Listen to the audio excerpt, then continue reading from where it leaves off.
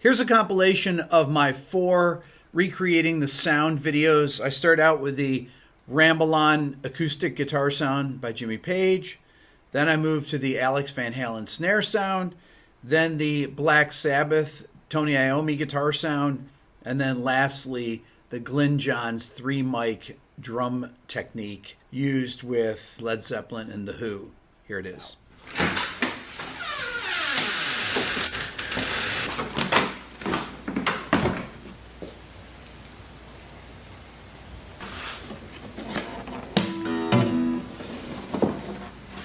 Okay, so here's the guitar. Let me show it to you up close.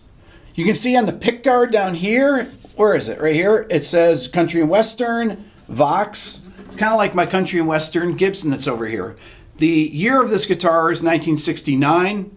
Basically the same year I would think that would be, since it's roughly around that year that they made it. Here's the bolt-on neck. Let's take a look at it close. You can see there it's bolted with 4 bolts. When I turn it this way, you'll notice that there's a huge crack in it that just developed right here. And you'll see where the neck hits the body there.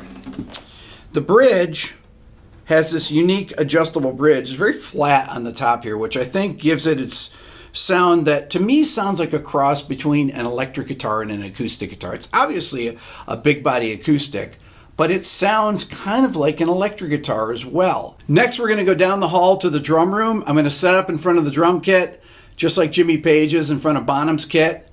We're going to recreate the picture, and my assistant GL is going to get it mic'd up.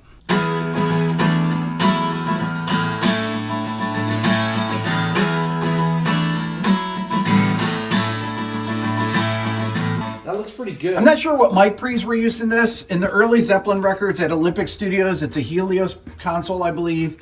I'm going to record with a BAE Neve style mic pre's, and we'll try and get it as close as we can. The signal flow for the microphone out there, we have the D30 placed on the acoustic, maybe a foot away at an angle, if you saw. And then we're going through a Neve style BAE 1032 mic preamp. There's no EQ on it, so we're going flat.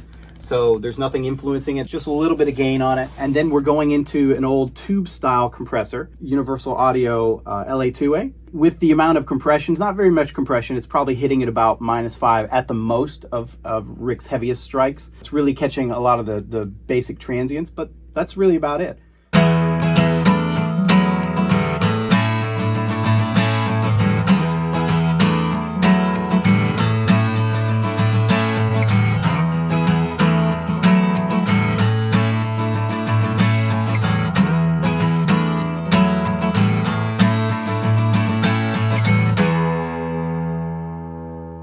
Let me give that shot a little bit more context.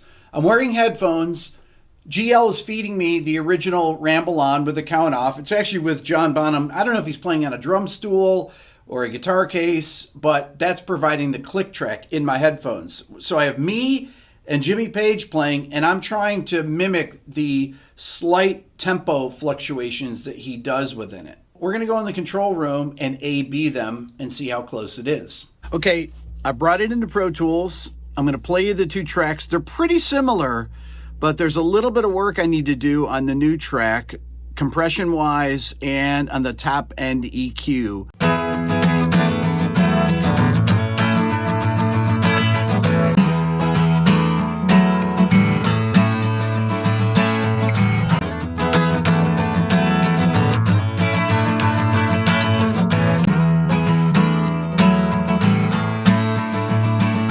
Well, one thing I can hear is that his has a lot more compression on it. Not a lot, but definitely more compression. I'm going to bring up a plugin called Analog Channel and see if I can get it with one of the tape presets here, if I can get it a little closer. Let's say Euro tape. Let's see what that is. It has a little bump in the low end.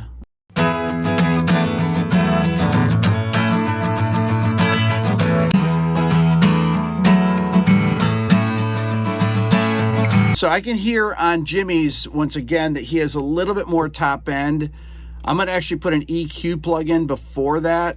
So the plugin I'm going to use is going to be my FabFilter Pro EQ 3. And let's see here. Let's listen to it again.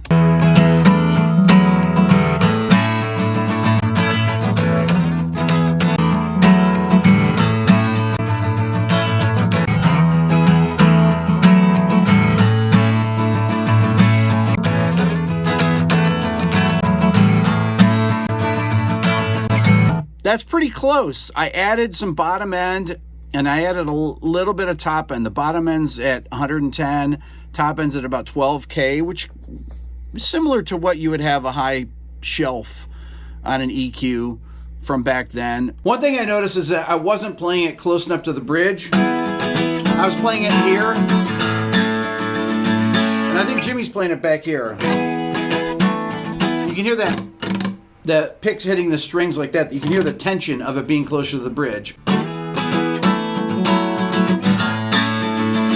Yes.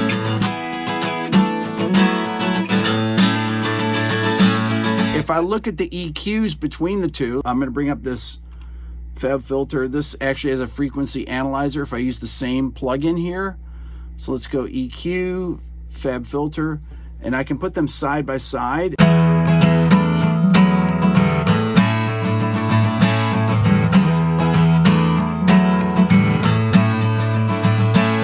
When you compare those two EQs side by side, they look almost identical.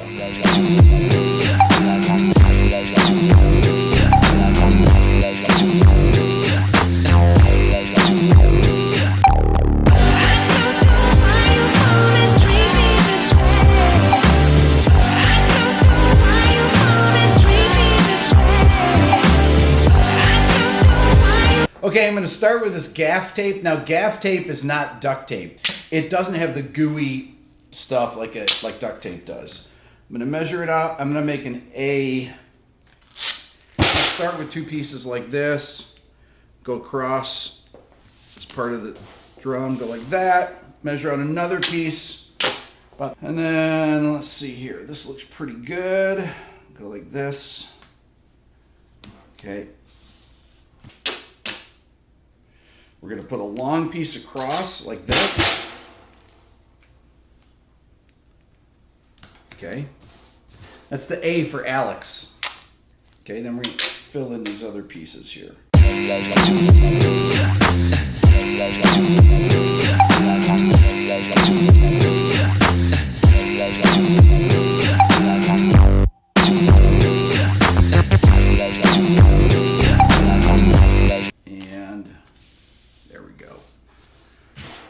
So it should look like this from the top side as we put it on the snare. So it's going to be like that. Okay, now I'm going to put the head on.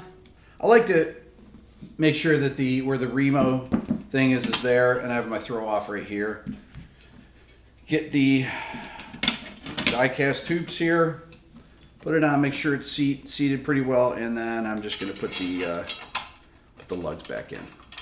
Okay, it was taking too long with the bottom head, and I found my drum key drill bit that I've been using forever. I didn't know where it was, but this is really just to get it close.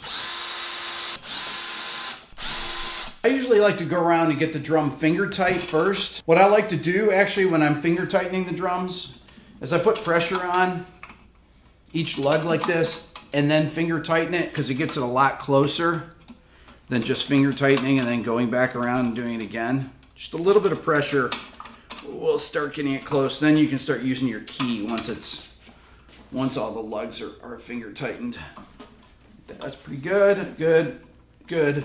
Then you know you've got a good, even tension on the head to start. I like to go opposite lugs. I like to go in a star pattern. It's really weird. I've never honestly used this much duct tape on a drum before. It feels very strange. The head does. But I think it's going to sound cool. I want to crank it up high enough. Not too high. I don't want it to be choked, but I want to make sure the bottom head is tight enough that you get some good snare action on it.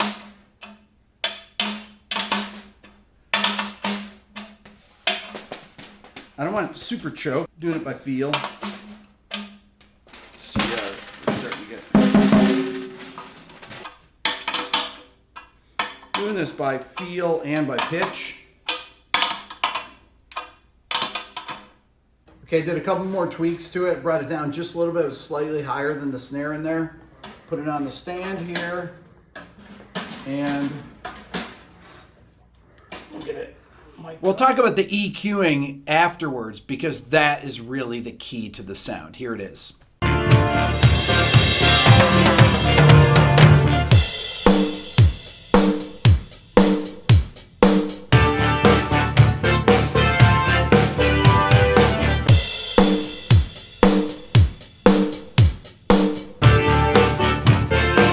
So this one to me proved to be really challenging. There's one thing that I think it misses. His snare is a little bit drier. I messed around with the reverb, couldn't get it to where it sounds like that kind of reverb. And there's also something about the attack. It's very subtle. The pitch is right, it's close, but it's just Alex the way he plays it. There's just no way around it. The attack is slightly off. That's my opinion. Let me play it for you one more time. Once again, listen to the attack of the snare on the rim shot. That's really where the sound differs slightly.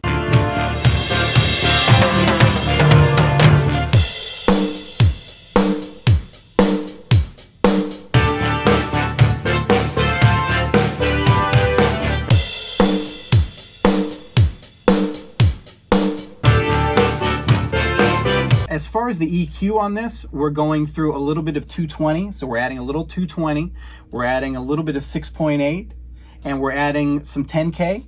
But the real secret here to getting the Alex Van Halen snare sound is adding 820 hertz. And we're cranking probably about 10 dB of that. Okay, so the secret is not only the EQ, that 800 hertz bump, but it's also hitting the rim shots in exactly the right spot. We did about 20 takes, and Jack was moving his snare, his rim shot around, hitting them in different places, trying to match Alex's rim shot exactly.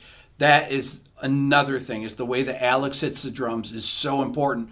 We also have some compression on the snare drum, and like GL said, the Neve Portico tape emulator, it's actually hitting that, so you're getting tape compression sound on it. And we have some compression on the master bus of the drums, the 5 tracks or so that we have. We have the snare, hi-hat, overheads, and kick drum. The amp we're using, like I said, for today is a Laney Clip. This is a 100-watt head. It has partridge transformers in it. We have this War Pig. This is actually a treble boost that is actually built into the clip side of the amp. So what they did is that Tony Iommi was using this in front of his original Laney, and so they actually built one into the amp. Now, the thing about this amp is that this gain, the clip side is not quite gainy enough for the thing that we're going to do first, Into the Void. What we're using on this one is the Rat to get just a little extra gain that we need. And I'm actually going through the normal channel, and the normal channel is actually like a Plexi. It's really great. Got a lot of beefy low end to it. I've got one mic on it. I'm going to show you the setup right now.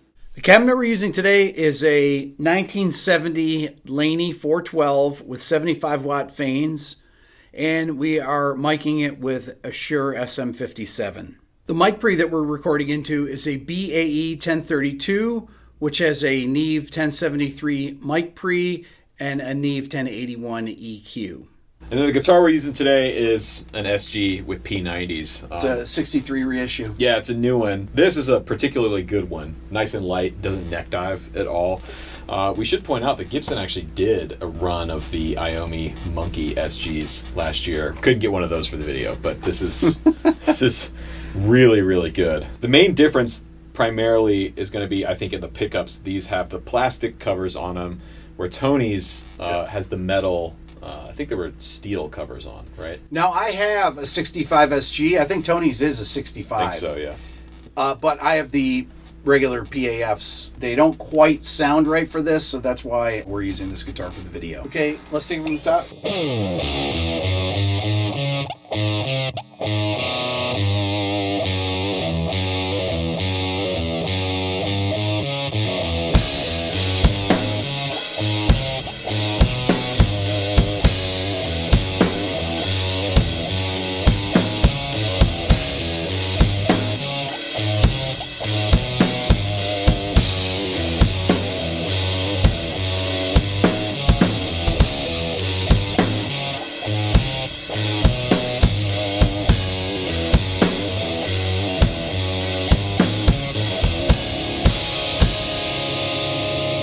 For the double track, we're going to use the treble boost here, the Rangemaster.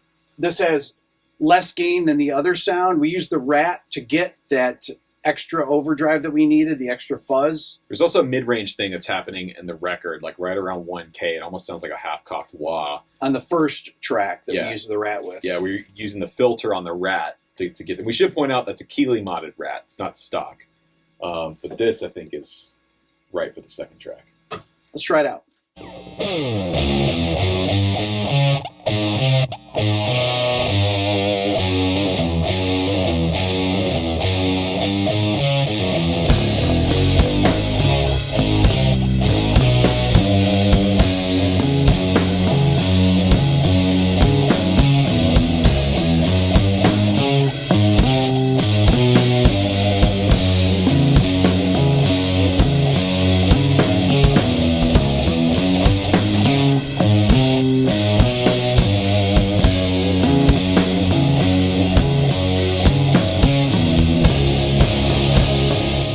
Next, we're going to do a direct comparison between the original track, Tony's right side guitar versus Rhett's. I'm going to go Tony, Rhett, Tony. And then we're going to do my guitar, and we're going to do me, Tony, me. Mine is through the Rangemaster. Rhett's is through the Rat. Let's see how close they are.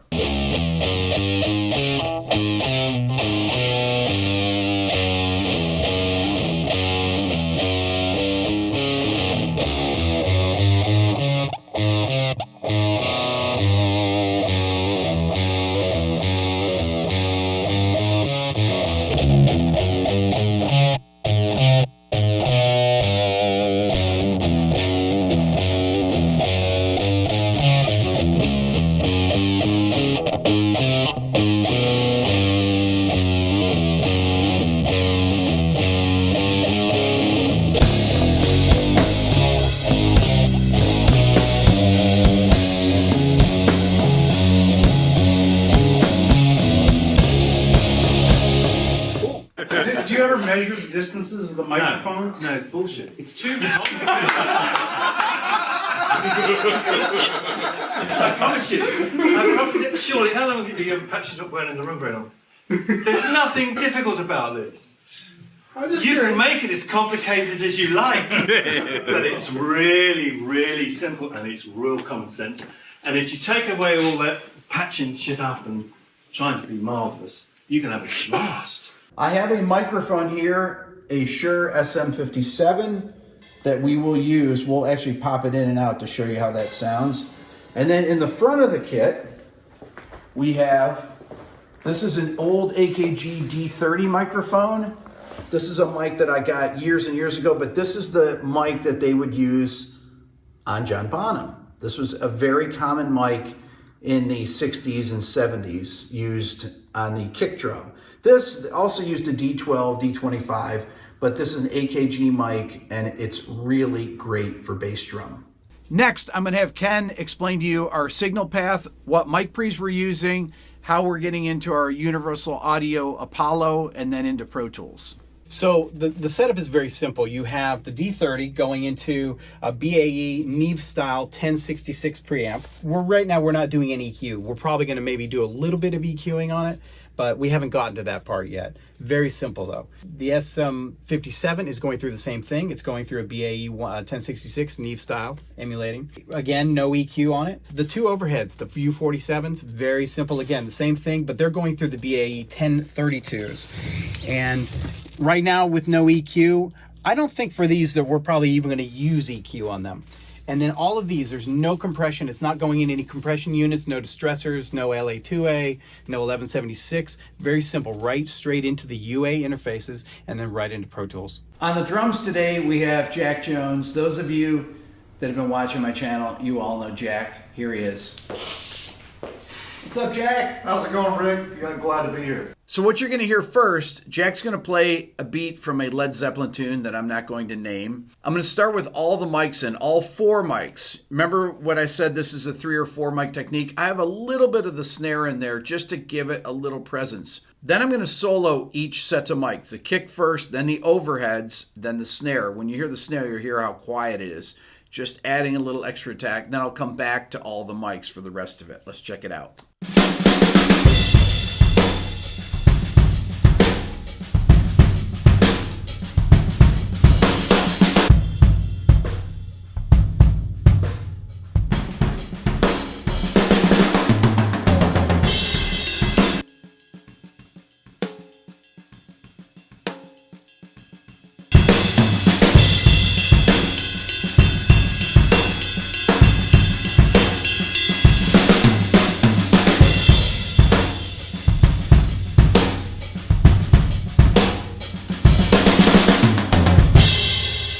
Next, I'm going to have Jack play the drum part to Good Times, Bad Times from Led Zeppelin's first record. Glyn Johns engineered and mixed that record, and if you notice, the drums are slightly distorted on it, especially on that tune. With most consoles, I found this works really well. If you open up the mic amp 10 dB more than you should and operate the fader 10 dB lower, basically.